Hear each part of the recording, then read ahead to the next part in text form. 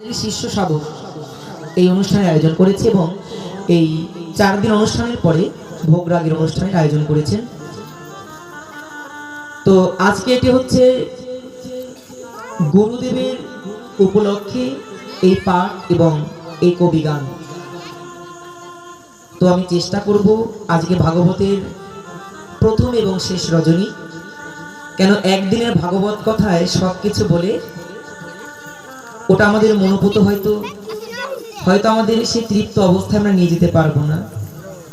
তদুপরি চেষ্টা করছি আপনাদের চরণ ধুলিকে মস্তকে নিয়ে আজকের এই হরি কথা আরম্ভ করতে। তাই আমার মায়েরা যারা আছেন মাথার অবগণ্ঠনটা টেনে বসেন।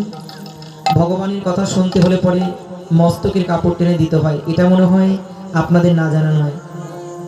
আপনারা যেহেতু বাবা একশর শ্রী শ্রী গোপীনাথ দাস ব্রহ্মচারীর আলোচনাগুলো আপনারা শ্রবণ করেন, এগুলো আমাদের শিখতে হবে। মা, আমি আপনাদের ছেলে, আমি শেখাতে পারবো না, তবে আমার মায়েদেরকেও খারাপ বলে এটাও আমি মেনে নিতে পারবো না, নাকি?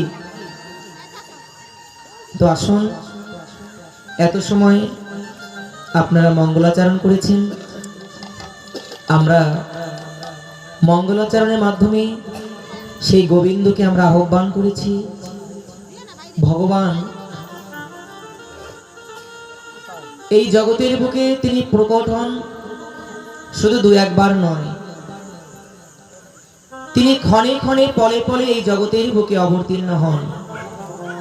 তাই গীতার পাতায় আপনারা যে শ্লোকটি সকলেরই মুখস্থ, যদা যদা হি ধর্মস্য গ্লানি, ভগবান বলেছেন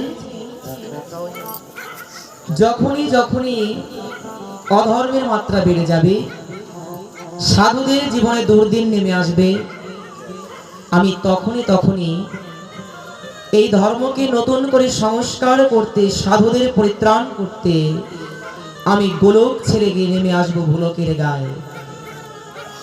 ভগবান কিন্তু হাতে গুনে কয়েকবারের কথা বলেননি। বলেছেন কি? বলেননি। ভগবান বলেছেন যখনই এই জগতে ভক্তের আমাকে প্রয়োজন হবে, আমি তখনই উপস্থিত হব। তাই আমার গৌরহরিও বলেছেন যেখানে ভক্তগণ আসেন সেখানে আমার রাধা মাধব আসেন, যেখানে ভক্তগণ হাসেন সেখানে আমার মহাপ্রভু আনন্দে নাচেন, আর যেখানে ভক্তবৃন্দ রাধা মাধবের ধ্বনি করে, মায়ের অলুর ধ্বনি করে, আমার মহাপ্রভু অজানে লম্বিত বাহু প্রসারিত করে তিনি ভক্ত মাঝে আনন্দ করতে থাকেন। নিতাই গৌর হরি বল।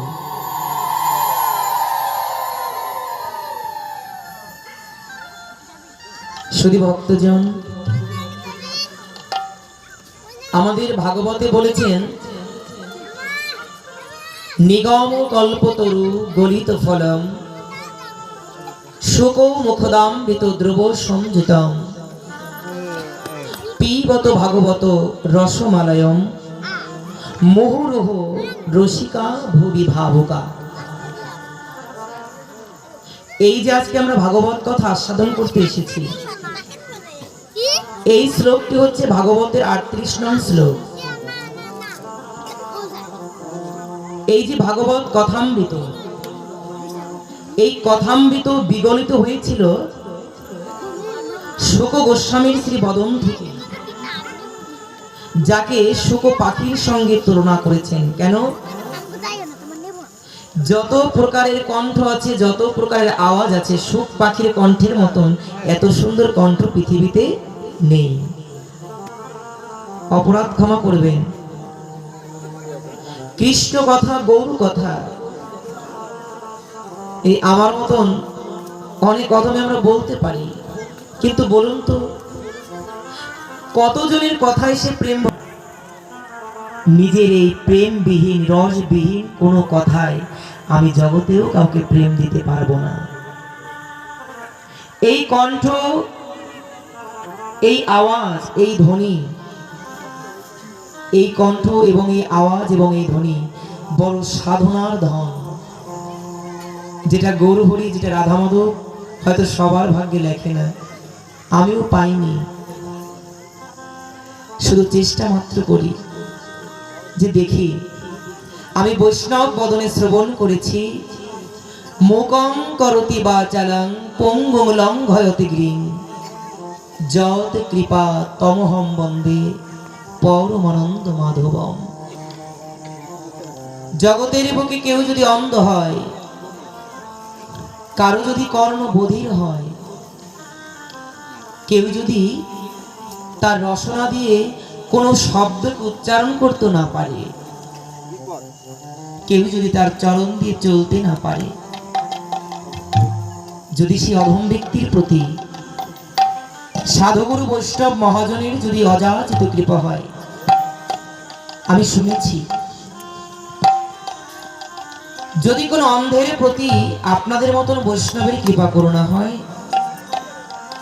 ওই বৈষ্ণবের অযাচিত কৃপায় অন্ধ নাকি একদিন তার নয়নে আলো ফিরে পায়।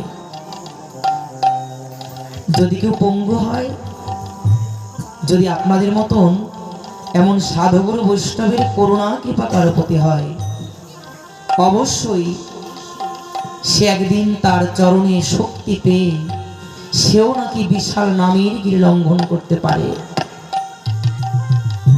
শাস্ত্রে বললেন, কি বলেছেন জানেন? প্রভাতের স্পর্শে যদি কলিটা ফুল হয়ে ফুটতে পারে, যদি তোমার বদনে কোনো কথাও বলার শক্তি না থাকে, যদি তোমার জীবনে কোনো বৈষ্ণবের করুণা হয়, কি হবে জানো?